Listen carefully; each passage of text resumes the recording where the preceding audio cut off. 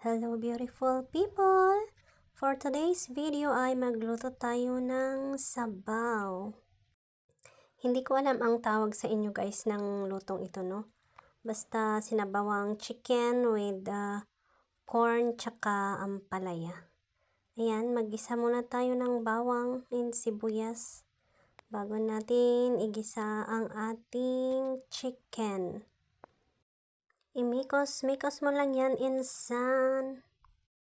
Bukod sa chicken guys, ano pa ang pwedeng isahog sa lutong ito kaya?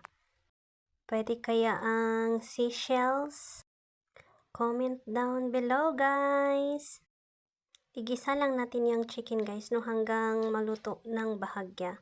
Bago tayo maglagay ng paminta, chicken cubes, and then patis. Ang mga yan lang guys ang ating panimpla, no? Hindi na tayo maglagay ng kung ano-ano pa para hindi ma-overpower yung lasa ng ating mga sahog.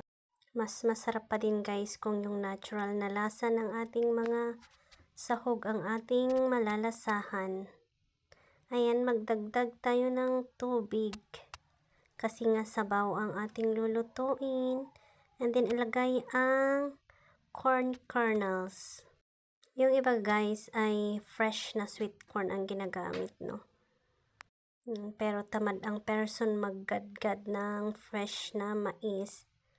Ayan, hayaan natin kumulo hanggang maluto.